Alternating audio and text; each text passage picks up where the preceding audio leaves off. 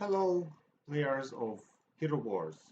So today I would like to make a short video on our gameplay against Inner Circle. So their teams are very hard to beat for us because they are old, living silver players and so on. So I needed to get commands to win all the fights, and the problem was that actually they had more power than we do.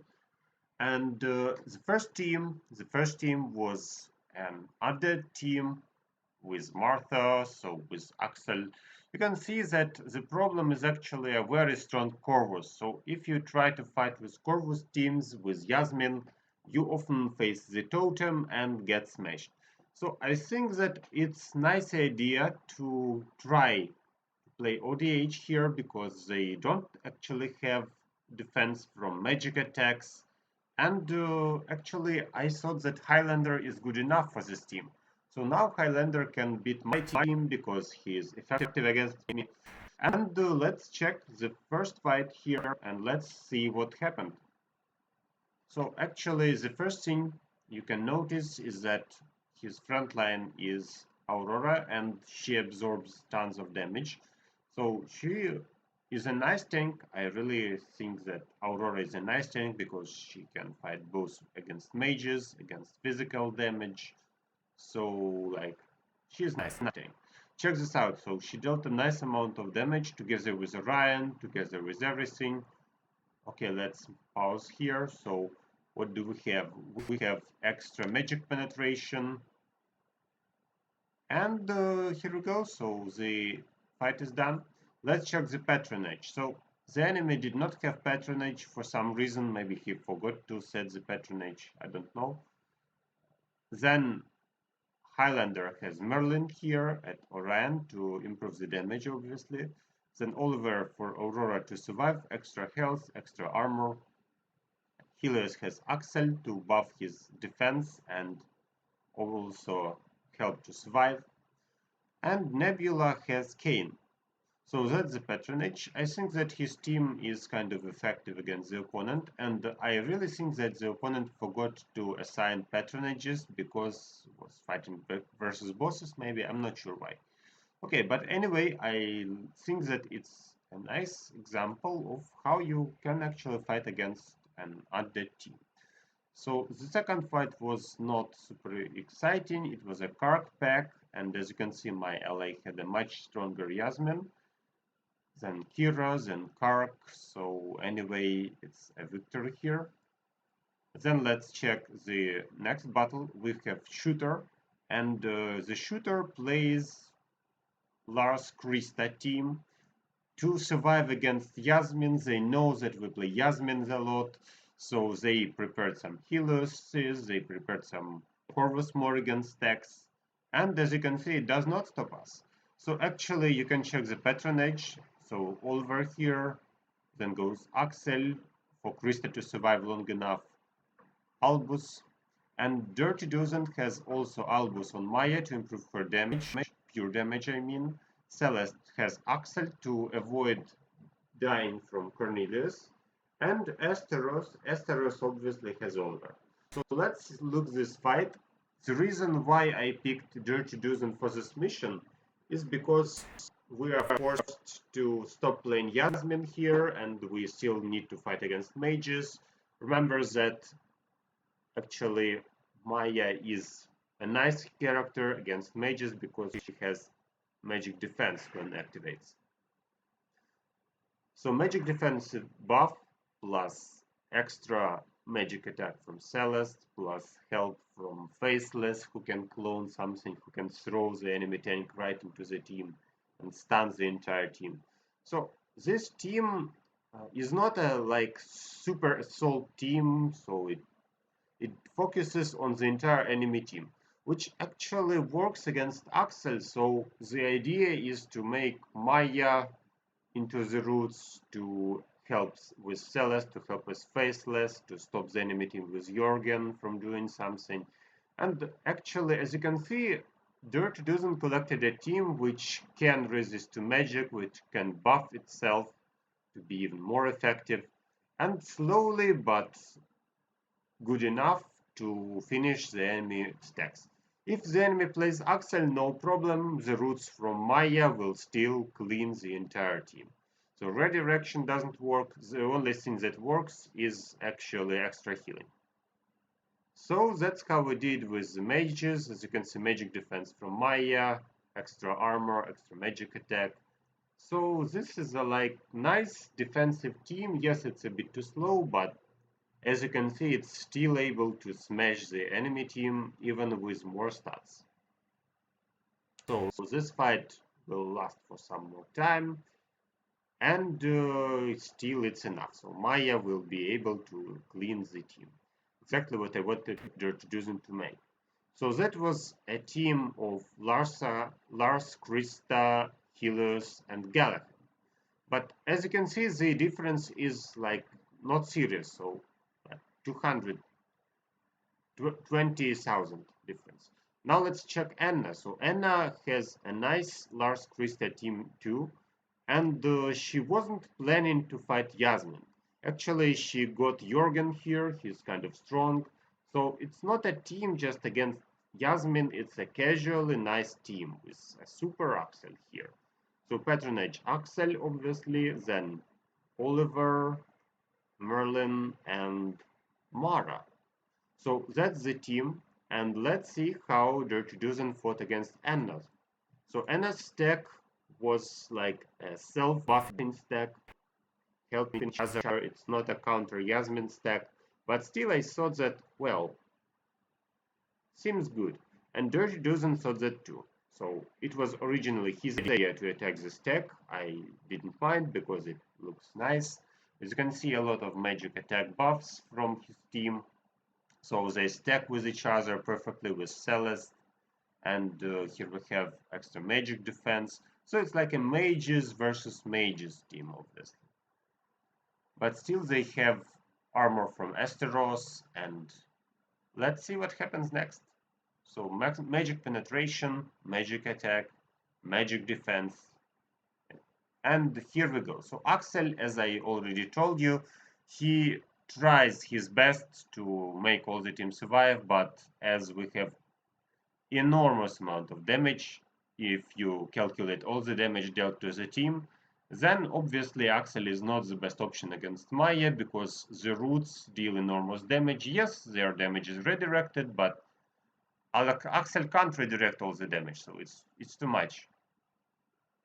So as a result, you see that Anna's team starts melting, and Dirtyduzen's team feels perfect about that. Nice defenses, nice magic attack, so slowly but definitely Dirtyduzen's team destroys Lars Krista team.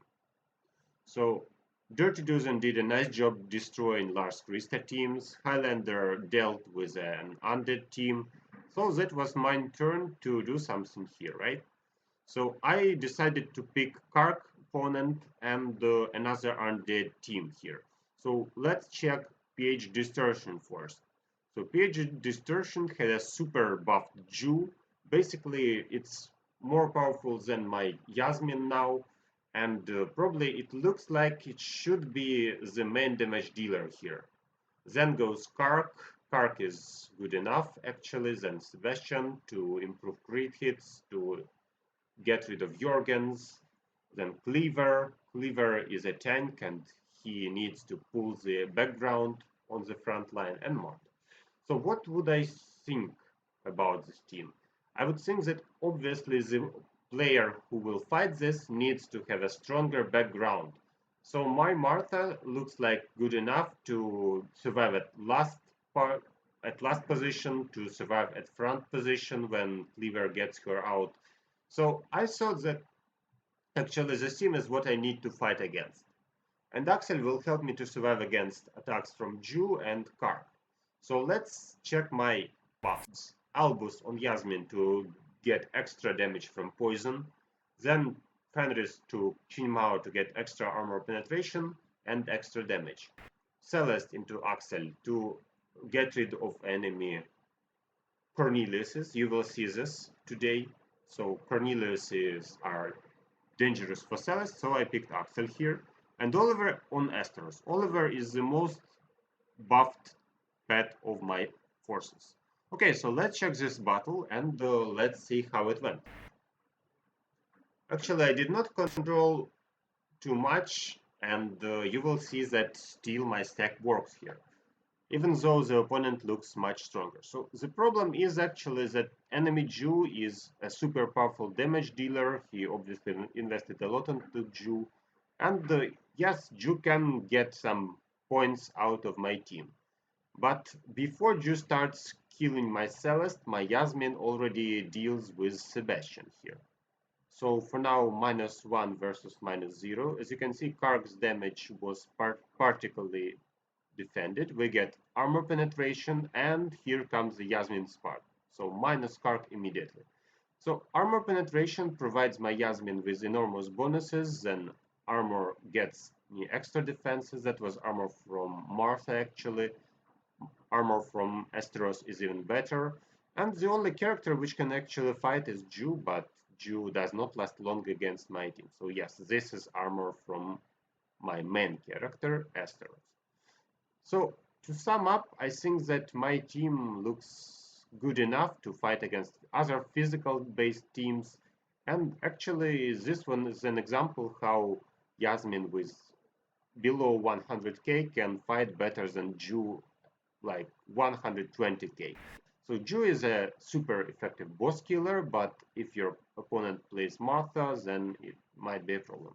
And before, I already lost to this team when I was weaker, because when Cleaver pulls my Marthas and Jew starts to smash Celeste, and it's like who is faster that wins.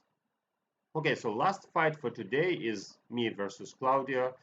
For some time I could not walk through her, so I was defeated many times before.